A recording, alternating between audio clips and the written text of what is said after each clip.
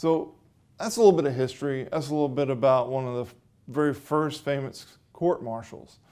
We moved through history as the JAG Corps, playing a very active role in the Civil War and obviously in the wars after, in particular World War II, where at the end of World War II, some issues developed that really caused many things to change in order to form what the JAG Corps looks like today.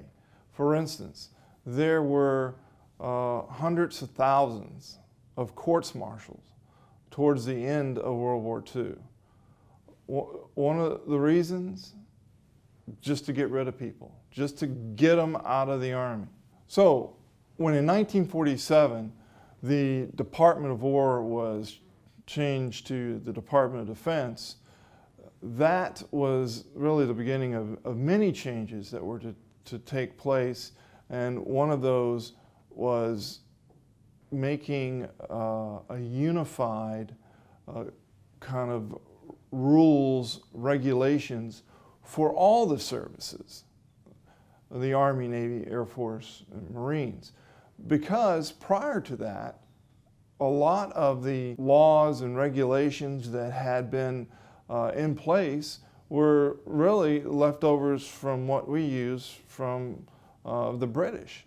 So this requirement to have a unified code, if you will, a unified code of military justice, which would cover all the services, was established in 1951. And since then, you've had numerous additions and changes over the years.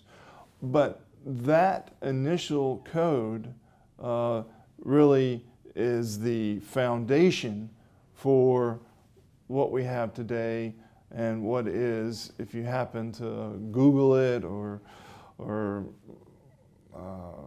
Yahoo it, if you look up the Uniform Code of Military Justice, you'll find obviously a very thick book which includes not only the military rules of evidence, the punitive articles, and analysis of the punitive articles.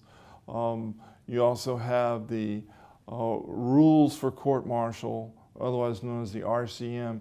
And this is a manual that all the services use.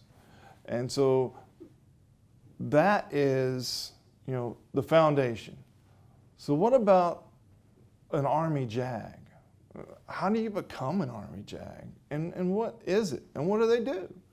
Well, the first thing is you have to graduate from an ABA accredited law school. Now, maybe some of you think there's not a problem with that, but there's only about a little over 200 ABA accredited law schools. So that's one requirement. The next requirement is that you have to pass a bar, any state bar, but a bar.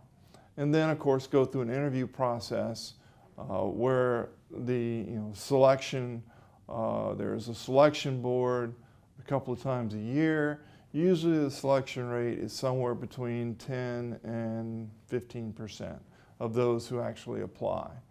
And so when you get accepted and you accept that, obviously you take an oath, and that oath is obviously not to the President of the United States, but it is an oath to support and defend the Constitution. And a lot of people get confused by that. Well, why isn't it an oath to the President? Well, because it's not to any individual, it's to the document that